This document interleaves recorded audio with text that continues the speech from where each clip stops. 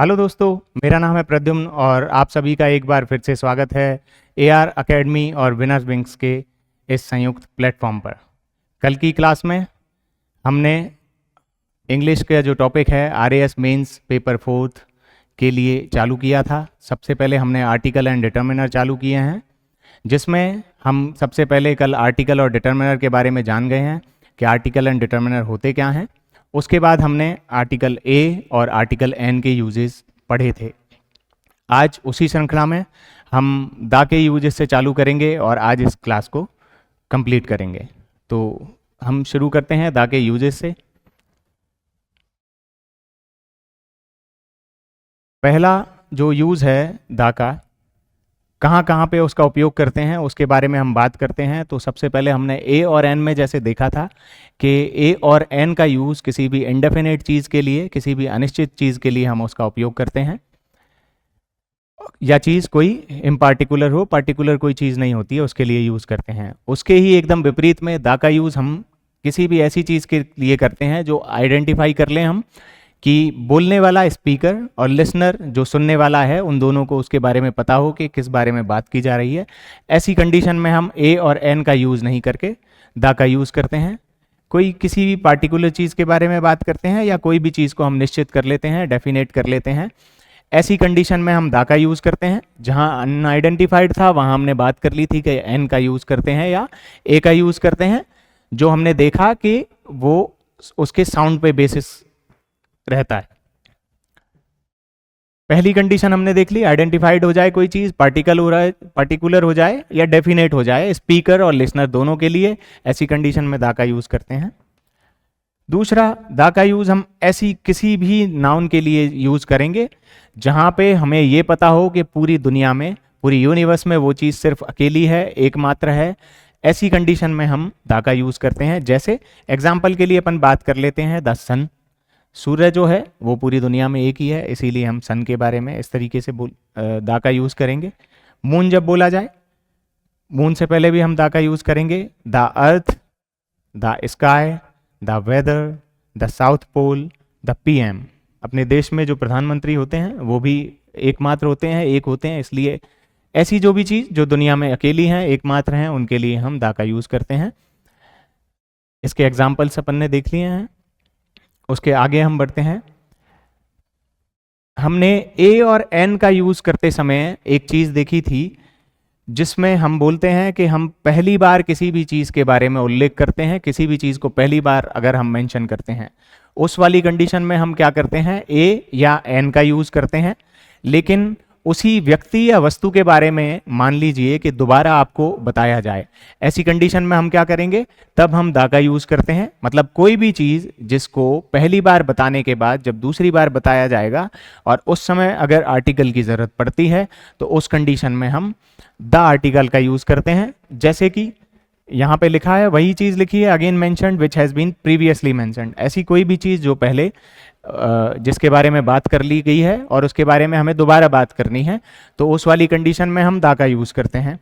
कल अगर आपको क्लास रिकॉल हो रही है तो हमने एक सेंटेंस लिखा था जिसमें लिखा था हमने कि there was a king.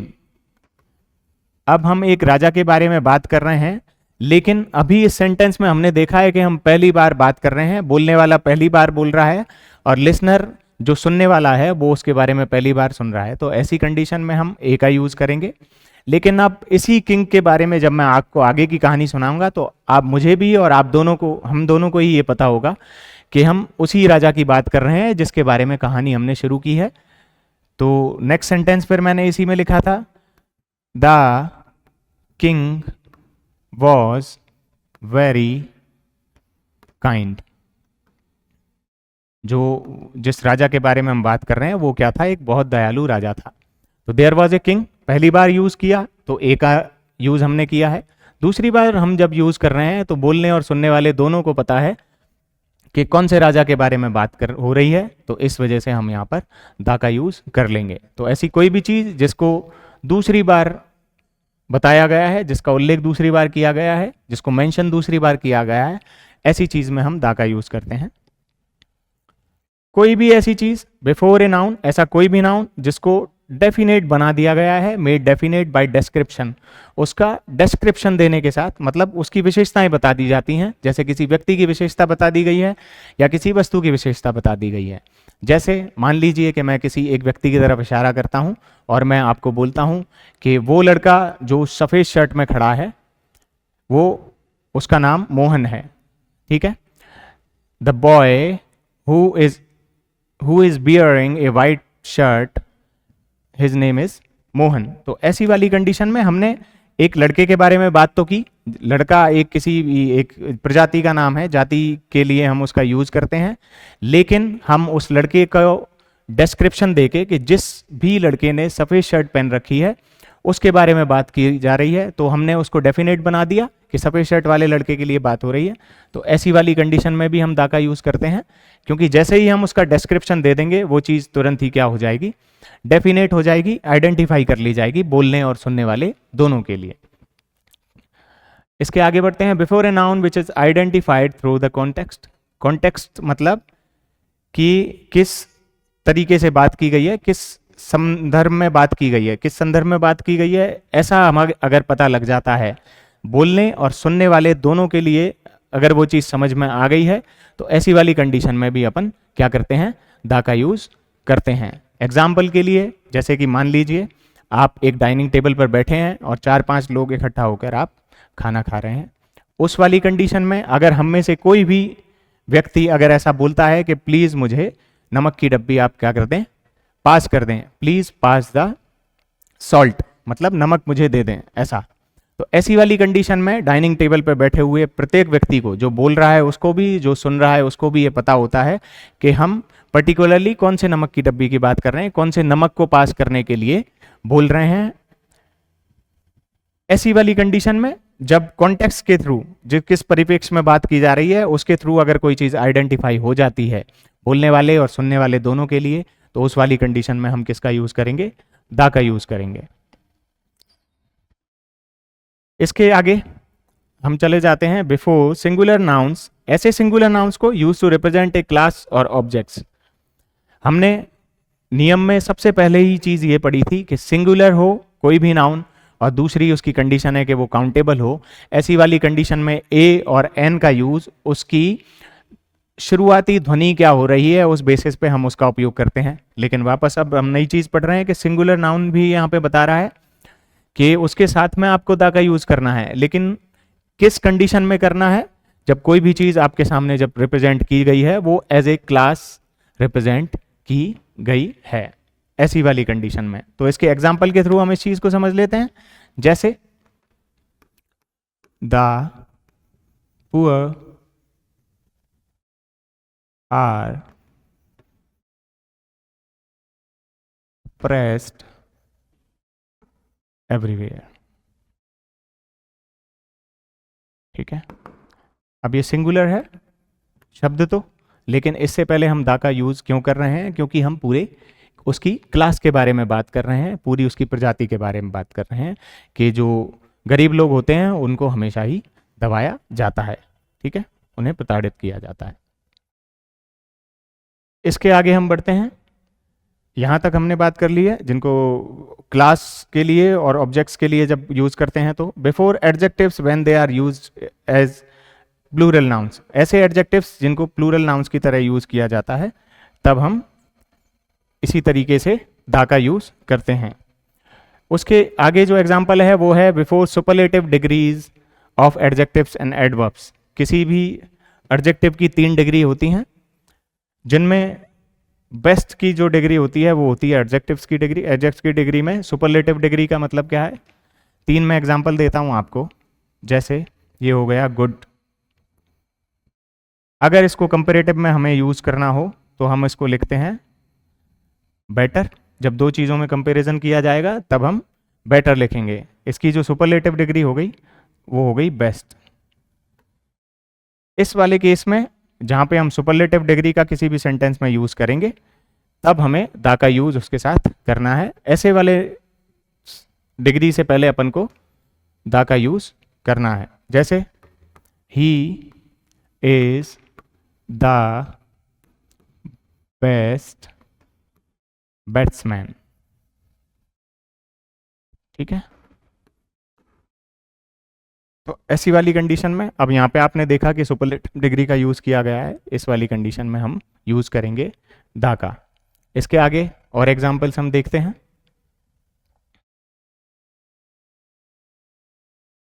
Before A proper noun when it is compared with another proper noun of fame of repute. सबसे पहले हमने ये नियम देखा था कि प्रॉपर नाउन जो होता है उसके सामने कभी भी किसी भी आर्टिकल का यूज नहीं किया जाता है। जैसे अगर मेरा नाम पुकारा जाएगा, मेरे बारे में बात की गई है, और उस वाली कंडीशन में अपन दा का यूज नहीं कर सकते हैं। जैसे आपको राम, श्याम, मोहन इस तरीके से नाम अगर किसी का लिखना है और उसके बारे में बात करनी है तो दा राम, दा श्याम, द सोहन ऐसे आप नहीं लिख सकते हैं। लेकिन यहाँ पे बताया गया है ऐसे प्रॉपर नाउन के सामने उससे पहले दा का यूज किया जा सकता है, जिनको कंपेयर किया गया है proper noun of fame of repute, किसी दूसरे व्यक्ति से उनका जब कंपैरिजन किया गया हो।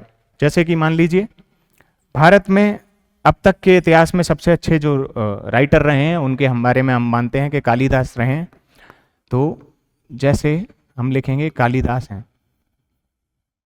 वर्ल्ड लेवल पर अगर हम बात करें तो ज़्यादातर हमको सुनने को मिलता है कि शेक्सपियर बहुत महान लेखक हुए अपने समय के।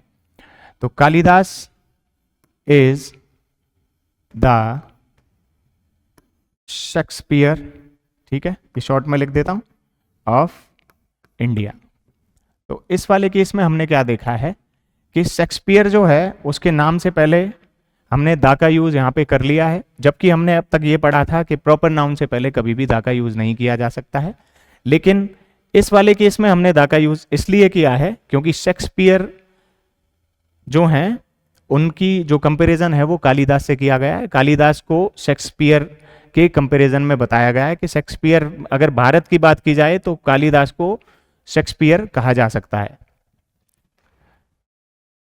इसके बाद आते हैं हम दूसरा भी एग्जांपल देखते हैं।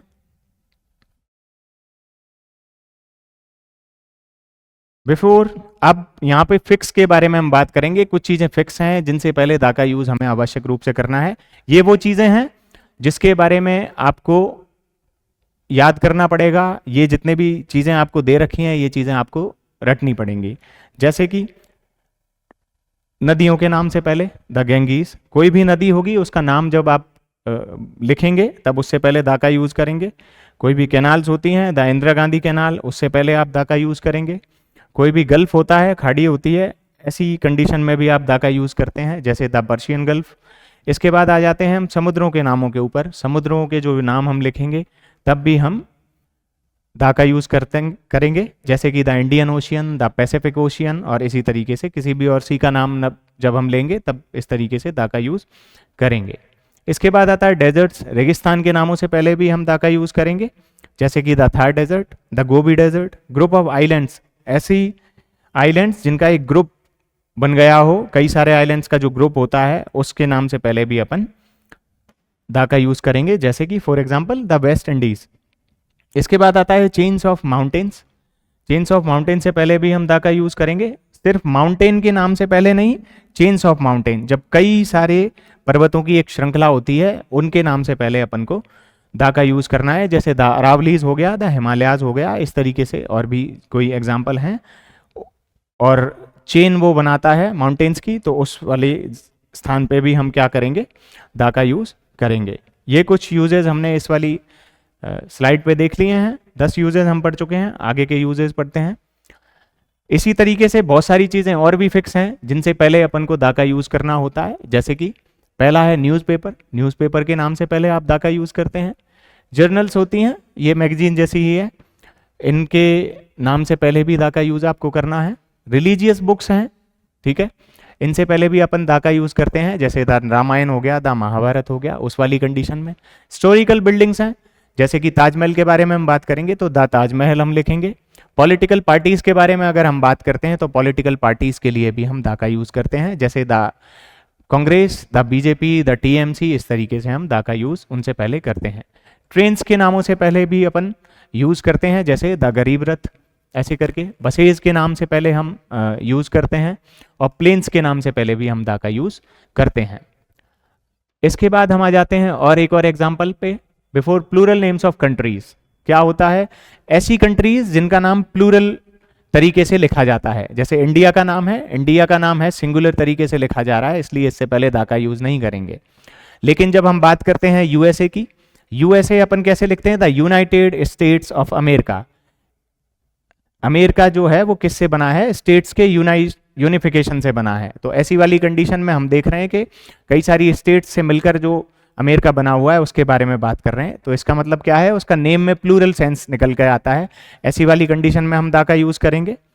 एक एग्जाम्पल हमने पिछली वाली स्लाइड पे भी देख लिया था, जिसमें हमने ये देखा था द वेस्ट इंडीज। तो वेस्ट इंडीज को अगर आप ग्रुप आइलैंड्स का ग्रुप बना लें तो भी आपको दा का यूज करना है, और एक तरीके से इसको एज ए कंट्री भी आप यूज करेंगे। तो इंडीज में जैसे मान लीजिए IES लगा हुआ है, ये प्लूरल हो गया, तो इस वाली कंडीशन में भी अपन को दा का यूज करना पड़ेगा।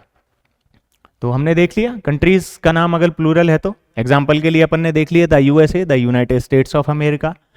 इसके अलावा दूसरा अपन ने देख लिया था द वेस्ट इंडीज। प्लूरल जो सरनेम्स होते हैं, दीज आर द शर्माज, तो उसके बारे में, जब प्लूरल नेम किसी के भी सरनेम्स जो होते हैं एक कलेक्टिव तरीके से लिए जाते हैं, उस कंडीशन में वो प्लूरल के सेंस में आ जाते हैं, और उस वाली कंडीशन में हमको दा का यूज करना पड़ता है। कास्ट हैं, जातियों के नामों से पहले भी हमको दा का यूज करना होता है, रेसेस के नाम से पहले और नेशनलिटी के नाम से पहले भी। The Indians, the American, the British, इस तरीके से हमको नेशनलिटी के नाम से पहले भी दा का यूज करना होता है। इसके बाद दूसरा क्या है? बिफोर एडजेक्टिव्स और adverbs in the comparative degree to indicate a proportionate, similar और अपोजिट इफेक्ट। किसी भी एक काम के होने से दूसरे काम पर क्या असर पड़ता है, किसी भी एक क्वालिटी के चेंज होने से, एक क्वांटिटी के चेंज होने से दूसरी क्वालिटी या क्वांटिटी में क्या चेंज आता है, उस वाली कंडीशन में जब हम कंपैरिजन करते हैं तो ऐसे वाले समय पे जो एडजेक्टिव्स और एडवर्ब्स यूज किए जाते हैं उनको प्रोपोर्शनेट बताने के लिए, सिमिलर बताने के लिए, या फिर अगर वो अपोजिट इफेक्ट कोई देते हैं, अपोजिट सेंस में यूज किया जाता है, उस कंडीशन में भी हम दा का यूज करते हैं। एग्जाम्पल के लिए इसको हम एक एग्जाम्पल के थ्रू समझ लेते हैं। जैसे आपने देखा होगा पहाड़ों में या जमीन से जैसे ही हम ऊपर की डायरेक्शन में बढ़ते हैं तो ठंड बढ़ जाती है। इस वाले सेंटेंस को लिखने के लिए हमको क्या लिखना होगा? जैसे the higher, HIGHER, the higher we go, the colder it gets. ठीक है, इस वाली कंडीशन में क्या हो रहा है? कंपैरिजन हो रहा है, प्रोपोर्शनेटली कोई चीज साथ में बढ़ रही है। जैसे जैसे जैसे ऊंचाई बढ़ती है वैसे वैसे क्या होता है? ठंडक बढ़ती चली जाएगी। तो हायर में कंपैरेटिव डिग्री का हम यूज कर रहे हैं, और यहां पर कोल्डर में भी हम इसका यूज कर रहे हैं। ऐसी वाली कंडीशन में दा का यूज हम हायर से पहले भी करेंगे और कोल्डर से पहले भी दा का यूज हम करेंगे। इसके बाद आता है use with nouns expressing a unit. ऐसी नाउन्स के साथ ये यूज किया जाएगा जिसमें हम देखते हैं कि एक यूनिट के बारे में बात हो रही है। कंपैरेटिव डिग्री के बारे में हमने बात कर ली थी जब प्रोपोर्शनेट के बारे में बात करते हैं, या सिमिलर सेंस में बात किया, या कोई भी अपोजिट इफेक्ट कोई चीज एक साथ में दिखा रही है, तो उस वाली कंडीशन में हम देखेंगे कि दा का यूज हम करते हैं। इसके बाद दूसरा है before material and abstract nouns if these nouns are identified और डेफिनेट।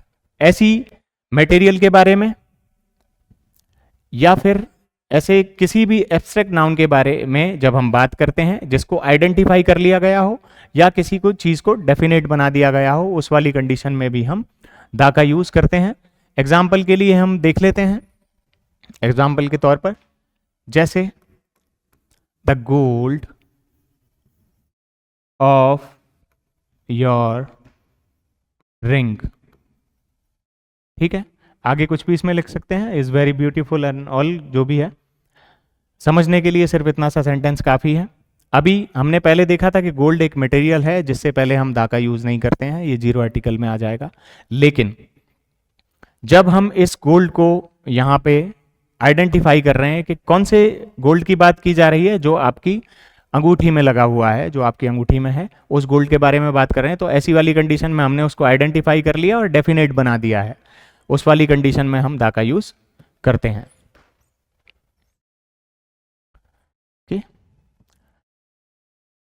ऐसे एडजेक्टिव्स के साथ यूज किया जाता है जब वो इक्विवेलेंट हो जाएं एब्स्ट्रैक्ट नाउन के साथ, एब्स्ट्रैक्ट नाउन में वो चेंज हो जाते हैं ऐसी चीज़ों से।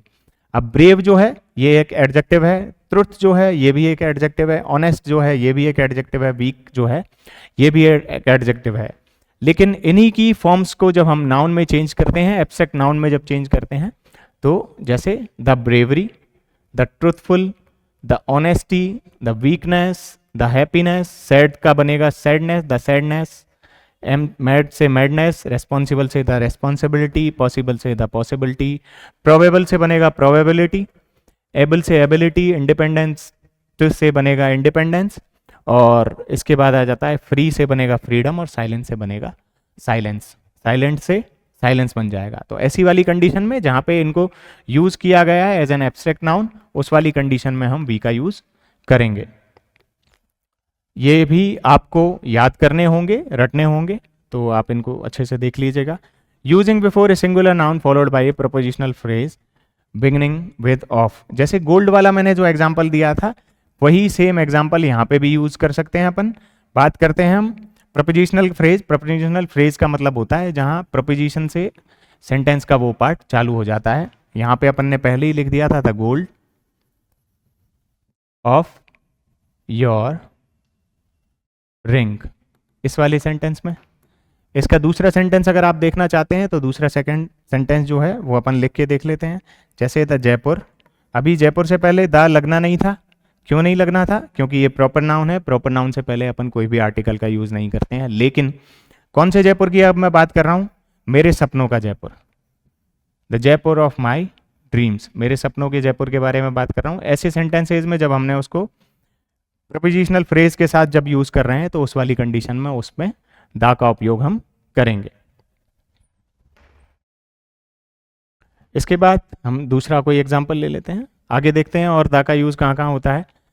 ये फिक्स चीजें हैं, ये भी आपको याद करनी होंगी। In the morning, in the evening, in the afternoon, in the day और इन द नाइट, इस तरीके से ये यूज होगा। और भी हैं जैसे the press, the church, the judiciary, the public electorate, the army, the navy. यहाँ पे स्पेलिंग गलती से गलत टाइप हो गई है तो ये सही कर लीजिएगा। The navy, the air force, the family और द मासेज। द मासेज का मतलब क्या है? आम जनता के बारे में जब बात करते हैं तो हम द मासेज वर्ड का यूज करते हैं। म्यूजिकल इंस्ट्रूमेंट जो होते हैं, जो भी वाद्य यंत्र हैं, उनके नामों से पहले वैसे तो कोई भी आर्टिकल नहीं आता है, लेकिन किस सेंस में काम आएगा? जब हम किसी की क्वालिटी के बारे में म्यूजिकल इंस्ट्रूमेंट का नाम लेते हुए उसको बताते हैं, तब ऐसी कंडीशन में हम दा का यूज करते हैं। एग्जाम्पल के लिए हम देख सकते हैं she plays the violin nicely, वो बहुत अच्छे से वायलिन बजाती है। तो ऐसी वाली कंडीशन में हम इसके लिए, जैसे इसका मान लीजिए नाम रीना है, तो रीना की क्वालिटी के बारे में बात कर रहे हैं कि रीना जो है वो वायलिन जो होती है वो उसको बहुत अच्छे से बजाती है। ऐसी वाली कंडीशन में यहाँ पर आई आएगा। ठीक है, अभी नेक्स्ट हम देख लेते हैं और कहाँ कहाँ पे धा का यूज किया जाता है। ये हो गया। उसके बाद when using part of human body as part to anyone's body. Human body के बारे में जब हम बात करते हैं, ह्यूमन बॉडी के किसी भी पार्ट के बारे में बात कर रहे हैं, लेकिन वो हमारी बॉडी पार्ट के बारे में बात नहीं करके इन जनरल किसी पार्ट ऑफ बॉडी के बारे में बात करें या फिर किसी और की बॉडी पार्ट के बारे में बात करें, तब हम क्या करेंगे? तब हम दा का यूज करते हैं।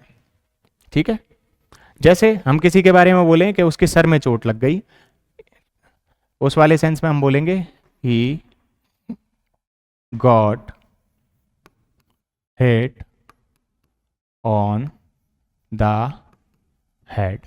on the head का मतलब है on his head। ठीक है, ऐसी वाली कंडीशन में भी हम दा का यूज करते हैं जब किसी दूसरे के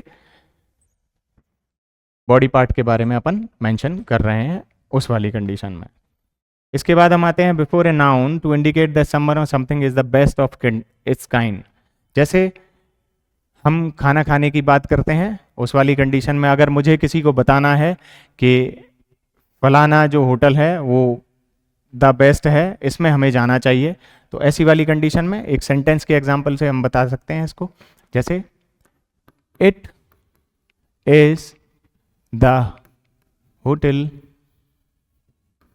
टू विजिट। इसका मतलब क्या निकल रहा है? यह वह होटल है जिसको विजिट करना ही चाहिए। इसका मतलब जितने भी सारे होटल्स हैं उनकी तुलना में कंपैरेटिवली ये जो होटल है वो ज़्यादा अच्छा है, इसका मतलब ये बेस्ट क्वालिटी का है, तो यहाँ पे हमें जाना चाहिए। ऐसी वाली कंडीशन में जब बेस्ट के इशारे से बताया जाए कि वो बेस्ट है चीज़, तो उस वाली कंडीशन में भी हम दा का यूज़ करते हैं। ये एग्जाम्पल के तौर से हमने इसको समझ लिया है।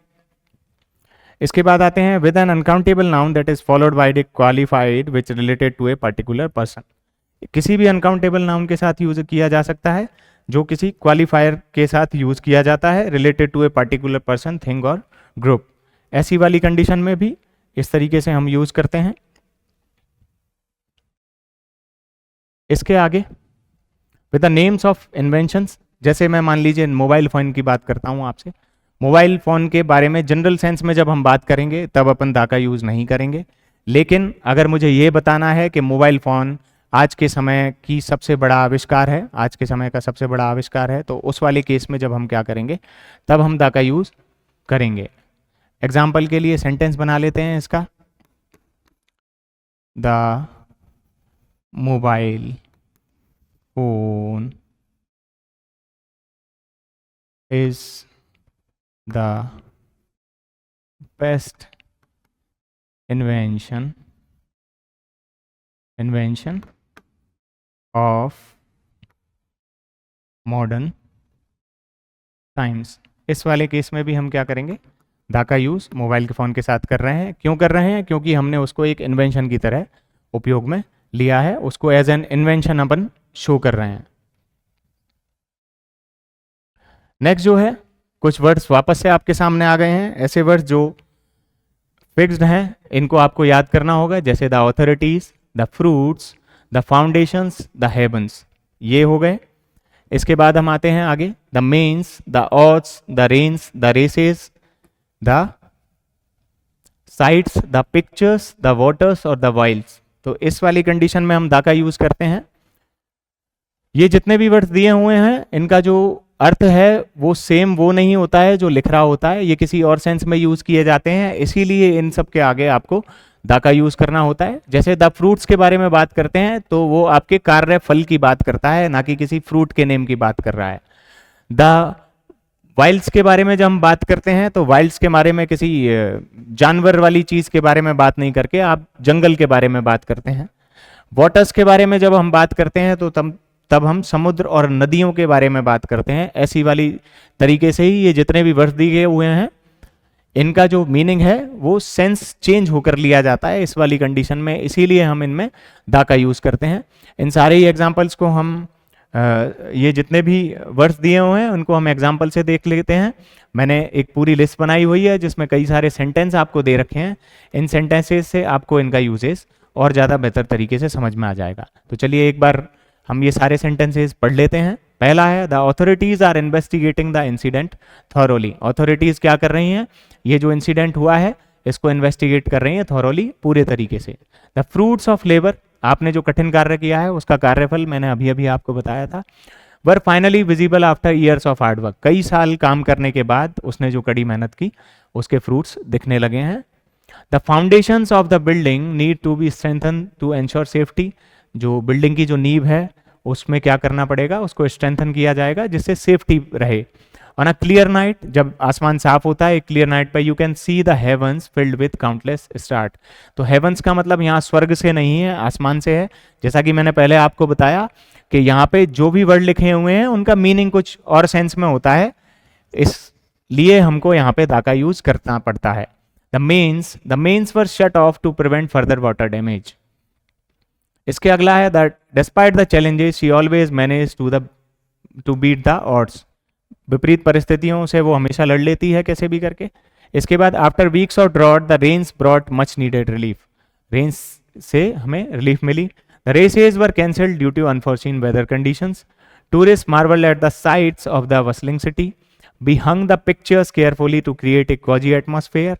इसके अगला है the boat glided peacefully over the waters of the serene lake, adventures of unseen thrills in the wilds, wilds मतलब जंगलों में, of the Amazon rain forest, Amazon के रेन फॉरेस्ट में। अभी अब तक अपन ने पढ़ लिए हैं ए के यूज, अपन ने पढ़ लिया है एन का यूज, और हमने द का यूज भी साथ में मिलकर पढ़ लिया है। अब इसके अलावा एक कंडीशन बनती है, ए और एन का यूज साथ में पढ़ा है, द का यूज अलग से पढ़ा है। इसके बाद एक कंडीशन बनती है जहां हम देखते हैं कि आर्टिकल का यूज कहीं भी नहीं किया जाता है, वो वाली चीज भी हम पढ़ेंगे। सबसे पहले हम ये वाली चीज भी देखेंगे कि द का यूज कहाँ तो किया है, ये तो हम देख चुके हैं। अब हम ये देखेंगे द का यूज कहाँ नहीं किया जाता है। मोस्ट का यूज तब नहीं किया जाता है, दा का यूज मोस्ट के साथ कब नहीं किया जाएगा, जब उसका सेंस निकल रहा हो, वेरी निकला हो। वेरी का मतलब होता है बहुत, बहुत मतलब संख्या में ज़्यादा बताने के लिए या फीलिंग्स में ज़्यादा बताने के लिए उस चीज़ का जब वेरी का हम यूज़ करेंगे, ऐसे वाले केस में हम देखेंगे कि दा का यूज़ नहीं करना है। जैसे किसी कोई मूवी है जो आपको बहुत अच्छी लगी तो आप उसमें बोलेंगे this is a very, sorry most लिख सकते हैं, मोस्ट के यूज के साथ ही हमें बताना है इसको। This is a most entertaining movie. तो इसमें कहने का अर्थ ये क्या ढूंढ रहा है कि ये बहुत ज़्यादा एंटरटेनिंग मूवी है। तो यहाँ पे जो सेंस निकल रहा है वो वेरी का निकल रहा है। तो इस वाले केस में हम यहाँ पे मोस्ट होने के बावजूद भी, मोस्ट सुपरलेटिव डिग्री है वो होने के बावजूद भी हम ए का यूज़ कर रहे हैं।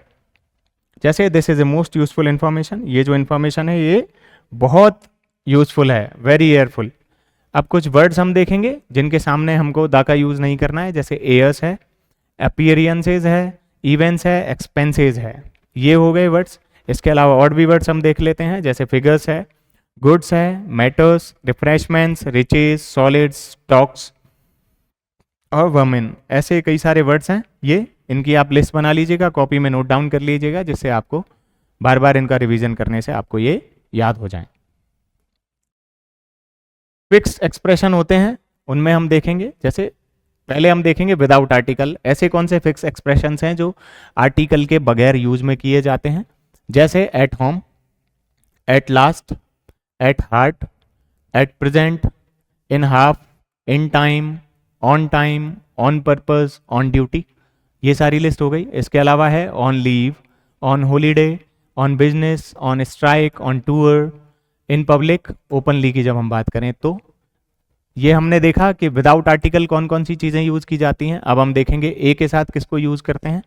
तो in a hurry, at a loss, in a way, at a glance, as a rule, a large number of, a great many, a great deal, a great time, many a thorough grasp, इस तरीके से ये है। ऐसे fixed expressions हैं जिनको दा के साथ यूज करना है, जैसे by the way, in the wrong, at the beginning, in the end, in the middle, in the course of, on the contrary, on the whole, in the meantime, on the other hand, इस तरीके से आप ये देखेंगे। तो ये आपको याद करने होंगे। अब हम देखेंगे जीरो आर्टिकल का यूज। जीरो आर्टिकल का मीनिंग क्या है कि ए, एन और द तीनों में से किसी का यूज नहीं किया जाता है। कब नहीं किया जाता है ये हम पहले भी पढ़ चुके हैं, वापस देख रहे हैं कि प्रॉपर नाउन से पहले कभी भी यूज नहीं किया जाएगा, कंट्रीज के नाम से पहले यह कभी भी यूज नहीं किया जाएगा। ऐसी कंट्री जिनके नाम में प्लूरल सेंस निकल के आता हो उसमें अपन करते हैं, जैसे कि अपन ने एग्जाम्पल देखा था, द वेस्ट इंडीज देखा था, द यूएसए देखा था। टाउन्स के नाम से पहले नहीं किया जाता है और स्ट्रीट्स के नाम से पहले, गलियों के नाम से पहले यूज नहीं किया जाता है। बिफोर नेम्स ऑफ लैंग्वेजेस, भाषाओं के नाम से पहले कभी भी हम ए, एन, दा किसी का भी यूज नहीं करेंगे। सब्जेक्ट, विषयों के नाम से पहले भी हम नहीं करेंगे। गेम्स और स्पोर्ट्स, खेलों के नाम से पहले भी नहीं करेंगे। कलर, रंगों के नाम से पहले।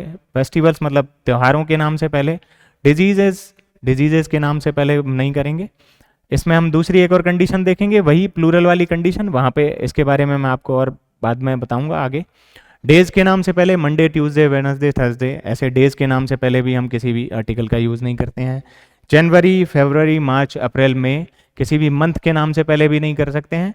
और समर, विंटर, इस तरीके से किसी भी सीजन के नाम से पे भी हम क्या नहीं करेंगे, किसी भी आर्टिकल का यूज़ नहीं करेंगे। बिफोर मीन्स ऑफ ट्रांसपोर्ट, यातायात के साधनों से पहले कार, बस, प्लेन, ट्रेन, बाइसिकल, ऐसे ये वर्ड जब यूज़ किए जाएंगे तब आपको द का यूज़ नहीं करना है या किसी भी आर्टिकल का यूज़ नहीं करना है। लेकिन हमने पहले देखा था बसों के अगर नाम दिया गया है तो आप डायरेक्ट द आर्टिकल का यूज़ करेंगे, किसी प्लेन का नाम दिया गया है तब द आर्टिकल का यूज़ करेंगे, ट्रेन का अगर स्पेसिफिकली नाम आपको बताया गया है उस वाली कंडीशन में आप क्या करेंगे, द का यूज़ करना है। वरना सिर्फ बस लिख के आया है, प्लेन लिख के आया है, ट्रेन लिख के आया है, ऐसी वाली कंडीशन में आपको द का यूज़ करने की आवश्यकता नहीं है या किसी भी आर्टिकल का यूज़ करने की आवश्यकता नहीं है। School, college, hospital, church, temple, ये लिस्ट आपको याद रखनी है। School, college, hospital, church, temple, class, jail, prison, university, bed, cinema और मार्केट, ये सारी लिस्ट आपने देखी। ये जितने भी शब्द हैं इनसे पहले किसी भी आर्टिकल का यूज़ नहीं किया जाएगा, लेकिन उसकी कंडीशन ये है कि इन जगहों का नाम उस सेंस में लिया गया है जिस चीज़ के लिए ये बनी है। जैसे हॉस्पिटल मरीजों की देखरेख के लिए बना है, जेल जो है, प्रिजन जो है वो कैदियों के लिए बनी है, स्कूल जो है वो पढ़ाई के लिए बना है, कॉलेज जो है स्टूडेंट्स के लिए बना है। इस वाले सेंस में तो इसमें द का यूज़ आपको नहीं करना है। लेकिन एक एग्जाम्पल हम ले लेते हैं, जैसे आपका दोस्त है, आपका कोई मिलने वाला है, वो हॉस्पिटल में एडमिट है और आपको उससे मिलने के लिए जा रहा है। ऐसी वाली कंडीशन में जब आप अंग्रेजी में बोलेंगे जैसे I am going to hospital, तो ये वाला सेंटेंस गलत होगा। आपको क्या बोलना होगा, आपको बोलना होगा I am going to the hospital. क्यों बोलेंगे? क्योंकि आप एज ए मरीज हॉस्पिटल में नहीं जा रहे हैं, ठीक है। आपको अपने छोटे भाई का रिपोर्ट कार्ड लेने के लिए स्कूल जाना है, तब उस सेंटेंस में आप क्या बोलेंगे, I am going to the school. क्यों बोलेंगे? क्योंकि हम वहाँ पे स्कूल और हॉस्पिटल इन दोनों का ही उपयोग किस लिए नहीं कर रहे हैं, उनके जनरल सेंस में नहीं कर रहे हैं, जिस सेंस के लिए वो चीज़ें बनी हुई हैं, वो जगह बनी हुई हैं। तो आप किसी भी और काम से जेल को विजिट करते हैं, हॉस्पिटल को विजिट करते हैं, स्कूल को विजिट करते हैं, चर्च को विजिट करते हैं, ऐसी वाली कंडीशन में आपको द का यूज़ करना है। अगर आप चर्च पूजा करने के लिए जा रहे हैं, स्कूल पढ़ने के लिए जा रहे हैं, हॉस्पिटल में एज ए मरीज जा रहे हैं, उस वाली कंडीशन में आपको द का यूज़ नहीं करना है। मेरे ख्याल से ये चीज़ आपको क्लियर हो गई होगी।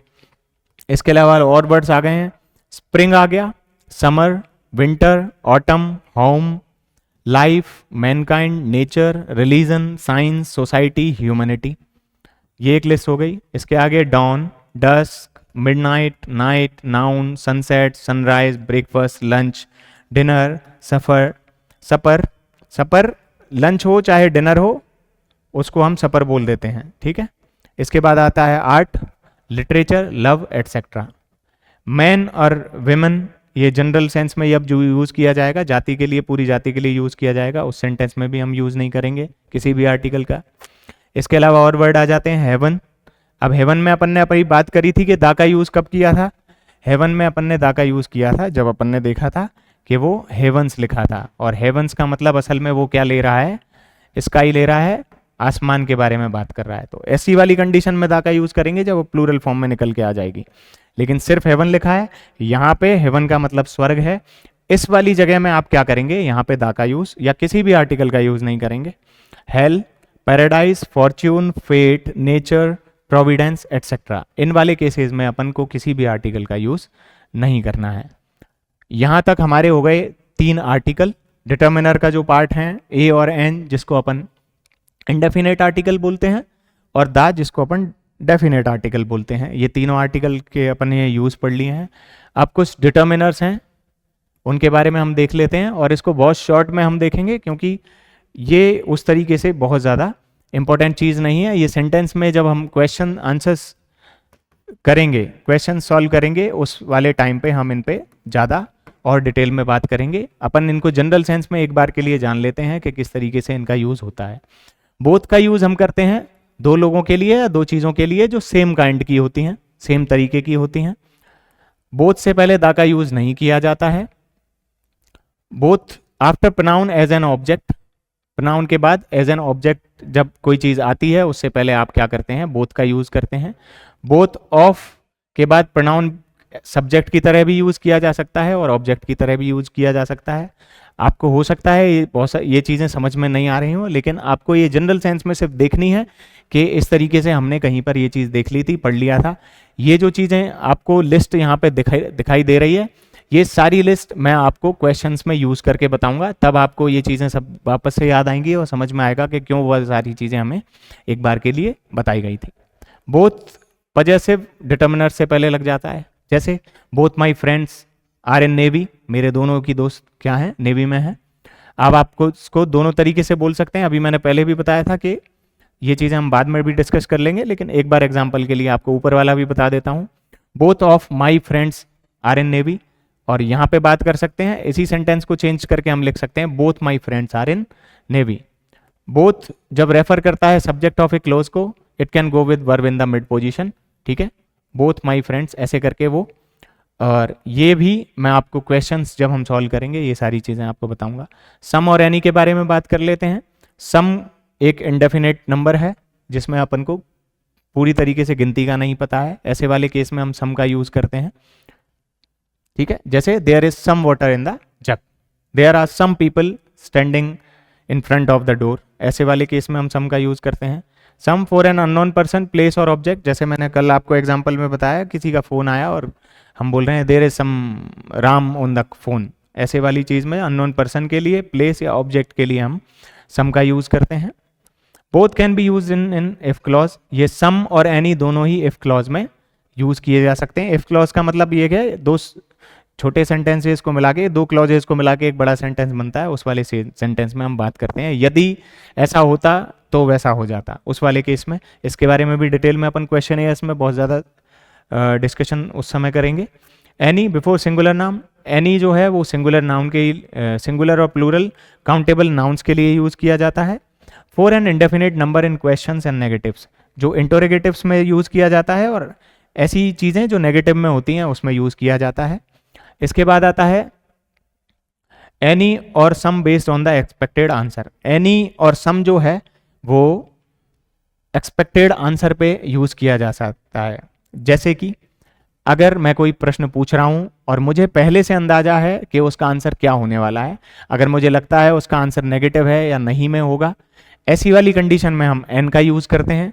हमने कोई क्वेश्चन पूछा और हमें लगता है कि उनका आंसर पॉजिटिव होगा, तो उस वाली कंडीशन में हम क्या करेंगे, सम का यूज करेंगे, ठीक है। इसके आगे हम बढ़ते हैं any when we don't want to mention a subject specific person और थिंग। जैसे मैं आप क्लास में आए और मैं आपसे बोलता हूं कि आप कहीं भी बैठ जाइए, यू कैन सिट एनीवेयर, तो ऐसी चीज में हम एनी का यूज करते हैं जब हम मेंशन नहीं करना चाहते हैं स्पेसिफिक पोजीशन के बारे में, इसी स्पेसिफिक पर्सन और चीज के बारे में, कि you can sit on any desk, आप कोई सी भी डेस्क पे बैठ सकते हैं। इसका मतलब है कि मैंने आपको फ्री छोड़ दिया है, मैंने किसी भी स्पेसिफिक डेस्क की ओर इशारा नहीं किया है कि आपको कहाँ पे बैठना है, मैंने आपको फ्री छोड़ दिया है। मैंने उसको डेफिनेट नहीं बनाया है, इनडेफिनेट रहने दिया है, स्पेसिफिक नहीं बनाया है, अनस्पेसिफिक रहने दिया है। ऐसी वाली कंडीशन में भी हम एनी का यूज करते हैं। इसके बाद आता है मैनी और मैनिए। मैनी और मैनिए का फर्क मैंने आपको शायद कल भी समझाया था।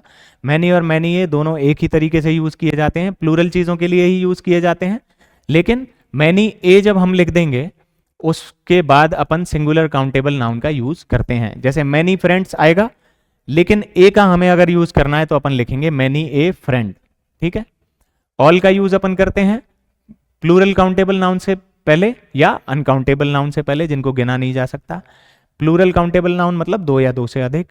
सेवरल का यूज हम करते हैं मोर देन टू के लिए, but not in very large number, जो बहुत ज्यादा संख्या में नहीं होगा। बहुत ज्यादा संख्या के लिए अपन मैनी का यूज करते हैं। इसके बाद आते हैं हम इनफ पे। इनफ का यूज हम कर सकते हैं कि हमें उतनी चीज मिल गई है जितनी की हमें आवश्यकता थी, जिससे हमारी आवश्यकताओं की पूर्ति होती है। For as much of something is needed, जितनी हमें जरूरत थी, जितनी आवश्यकता थी, उतना चीज के बारे में अगर बात कर रहे हैं तो इनफ के बारे में बात कर रहे हैं। मुझे प्यास लग रही है और मुझे गिलास में जितना पानी है उतना ही चाहिए, तो उस वाले कंडीशन में हम बोलेंगे there is enough water in the jug. इसके बाद आता है ए फ्यू और द फ्यू। इसके बारे में भी हमने कल डिटेल में बात कर ली थी। फ्यू के लिए मैंने बताया कि नेगेटिव सेंस में यूज करते हैं जब कोई चीज़ नेग्लिजिबल हो और जिससे हमारी कमी पूर्ति नहीं होती हो, ऐसी चीज़ के बारे में हम फ्यू का यूज करते हैं।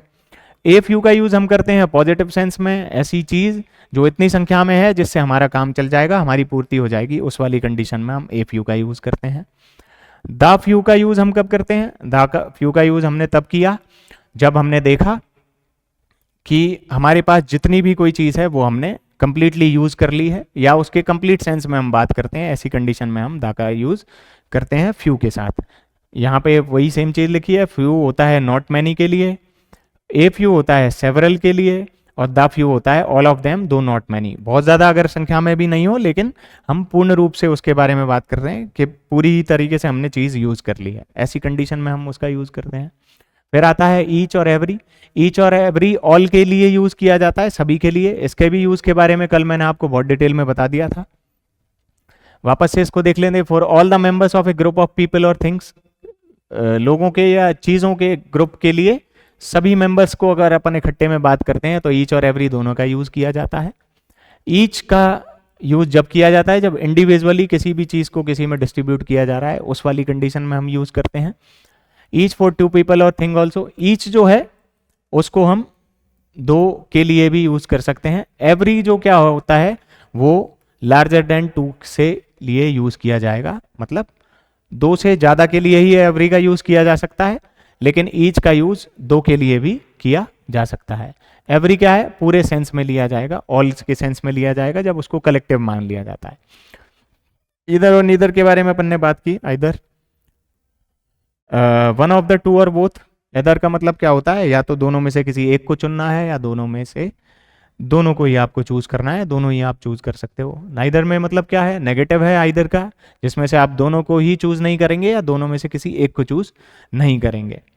सम में क्या है, सेंस ऑफ ए लिटिल और इन ए स्मॉल क्वांटिटी। एफर्मेटिव सेंटेंसेज में सम का यूज किया जाता है, अपन ने कल भी इस बारे में बात की थी। एनी का यूज नेगेटिव्स और क्वेश्चंस में किया जाता है, इंटरोगेटिव में या नेगेटिव में। Both can be used in if clauses. Clauses में के बारे में भी हमने पिछली बार भी बात कर ली थी, और आज दूसरी स्लाइड में भी इस बारे में बात कर चुके हैं। इसके बाद आता है मच। मच जो यूज किया जाता है वो अनकाउंटेबल के साथ यूज किया जाता है, जो कोई भी चीज लार्ज क्वांटिटी में होती है। मोर का यूज काउंटेबल के लिए यूज किया जाता है, काउंटेबल में किया जाएगा, और मच का जो यूज है वो अनकाउंटेबल में किया जाएगा। ये दोनों में डिफरेंस होता है, मच में और मोर में क्या डिफरेंस है वो आपको समझ में आ गया। मोर के बारे में देख लिया, greater quantity in number. Quantity in number मतलब हम इस चीज को क्या कर सकते हैं, गिन सकते हैं, तब हम मोर का यूज करते हैं। इसके बाद हम देख लेते हैं लेस। लेस हम यूज करते हैं किस कंडीशन में, जब कोई स्मॉलर क्वांटिटी हो। लिटिल, ए लिटिल और द लिटिल का भी उस तरीके से यूज है जिस तरीके से फ्यू, ए फ्यू और द फ्यू का यूज था। फ्यू, ए फ्यू और द फ्यू हम काउंटेबल्स के लिए यूज कर सकते हैं, जिनको हम गिन सकते हैं, लेकिन लिटिल, ए लिटिल और द लिटिल का यूज उन वाली चीज में जब किया जाता है जब क्या होता है, अनकाउंटेबल होता है। जैसे लिटिल का मतलब है नॉट मच, जिससे पूर्ति नहीं हो रही है, जैसे कि फ्यू में हो रहा है। फ्यू और लिटिल सेम है। ए लिटिल को पॉजिटिव सेंस में यूज कर सकते हैं, हमने वहां पे भी देखा था कि ए फ्यू को अपन क्या करते हैं, पॉजिटिव सेंस में यूज करते हैं।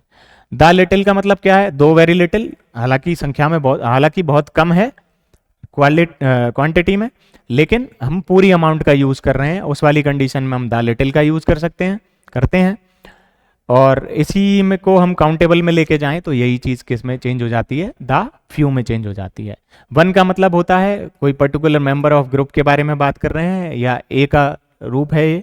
नो का मतलब कोई भी नहीं, कोई चीज जो अवेलेबल नहीं हो या एग्जिस्ट ही नहीं करती हो। वॉट और वॉट, ए का अपन एक्सक्लेमेटरी सेंटेंस में यूज कर सकते हैं। इसका मैंने काफी अच्छे से कल एक एग्जांपल दिया था। वॉट का यूज इंट्रोगेटिव में करते हैं पर्टिकुलर इंफॉर्मेशन के लिए, क्वेश्चन पूछने के लिए। वॉट को यूज करते हैं हम to find out the identity of something or to ask what kind of thing it is. ये हमने रिलेटिव में बात करी थी, उस वाले सेंटेंस में इसका यूज कर सकते हैं।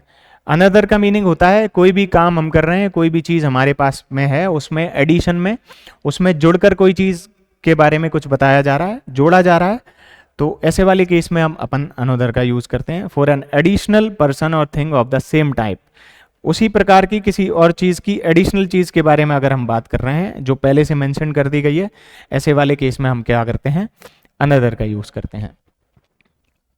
इसके साथ ही हमारी क्लास यहाँ पे कंप्लीट होती है, जिसमें हम क्या देखा, हमने ए का यूज देखा, एन का यूज देखा, द का यूज हमने देखा, जीरो आर्टिकल का यूज देखा। हमने ये भी देखा कि ए और एन कहाँ यूज करने हैं, उसके साथ ये भी देखा कि कहाँ यूज नहीं करने हैं। द के साथ भी हमने यही देखा कि द का यूज कहाँ करना है, कहाँ नहीं करना है। इसके अलावा बहुत सारे हमने डिटर्मिनर्स देखे और उनके यूजेस भी हमने देखे, जिनकी प्रैक्टिस हम क्वेश्चंस के थ्रू करेंगे, जिससे उनको समझने में और भी ज़्यादा आसानी रहे। ये क्वेश्चंस दोस्तों आपके टेलीग्राम चैनल पर डाल दिए जाएंगे, वहाँ से आप उनको पिक कर सकते हैं, उन क्वेश्चंस को सॉल्व करें। इन क्वेश्चन में आपको कहीं भी कोई भी परेशानी आती है, कोई डाउट आपको नज़र आता है, कोई चीज़ समझने में प्रॉब्लम आ रही है, तो आप AR अकेडमी और विनर्स विंग्स के इस सेंटर पर आ सकते हैं और मैं आपको यहीं पे मिलूँगा। आप मुझसे क्वेश्चंस पूछें, अपने डाउट्स क्लियर करें। इसके अलावा आपको कॉपीज़ चेकिंग में जो आपकी कॉपी एवेल्यूएट हो गई है उसमें कोई मदद चाहिए, आपको अपने आंसर्स को सुधार करने में किसी भी प्रकार की मदद की आवश्यकता है, तो उसके लिए भी हम आपके लिए रेडी हैं। आप अपनी कॉपी लाएं और उसका एवेल्यूएशन के साथ साथ आपको उसमें कुछ मेंटरशिप की ज़रूरत है, तो उसके लिए भी हम रेडी हैं। आप विनर्स विंग्स के AR अकेडमी विनर्स विंग्स के इस सेंटर पे आकर हमसे मिल सकते हैं। लास्ट में जाने से पहले हम एक लिस्ट मैंने तैयार की है आर्टिकल और डिटर्मिनर्स की, जिसमें मेजरली मैंने सारे आर्टिकल और डिटर्मिनर लिख दिए हैं। इसका उद्देश्य ये नहीं है कि आपको ये याद करने हैं, इसका उद्देश्य सिर्फ इतना सा है कि आप ये समझ पाएं कि आर्टिकल एंड डिटर्मिनर कितने सारे हैं, कितनी क्वांटिटी में हैं, और ये जब भी ये शब्द आपके सामने आए किसी भी क्वेश्चन में, क्योंकि हमने 2023 वाले पेपर में क्या देखा है, 2023 वाले पेपर में हमने देखा कि अभी जो है वो सिलेबस के अकॉर्डिंग ऑर्डर में क्वेश्चंस नहीं आए हैं। जैसे 2018 और 21 में हुआ था कि अपन ने देखा कि पहले 2 क्वेश्चंस हैं वो आर्टिकल एंड डिटर्मिनर से बन रहे हैं, तो हम बगैर कुछ सोचे उन 2 क्वेश्चंस में आर्टिकल और डिटर्मिनर का क्या देखते हैं, एरर ढूंढने की कोशिश करते हैं। फिर अपन तीसरे क्वेश्चन पे आते हैं जहां हम प्रपोजिशन का एरर देखने की कोशिश कर सकते हैं।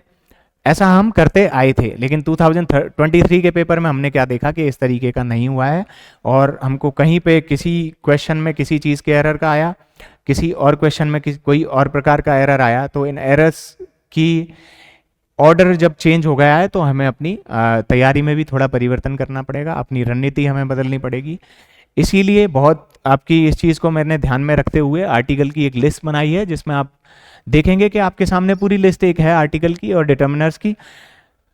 इससे आपको मदद ये मिलेगी, जब आपको कहीं भी क्वेश्चन में ये वर्ड्स दिखेंगे तो आपको तकरीबन ये अंदाजा हो जाएगा कि यहाँ पे हमें आर्टिकल और डिटर्मिनर के जो क्या है एरर आपको देखने हैं। एक बार के लिए मैं आपको इन सबको बोल के आपको बता देता हूँ।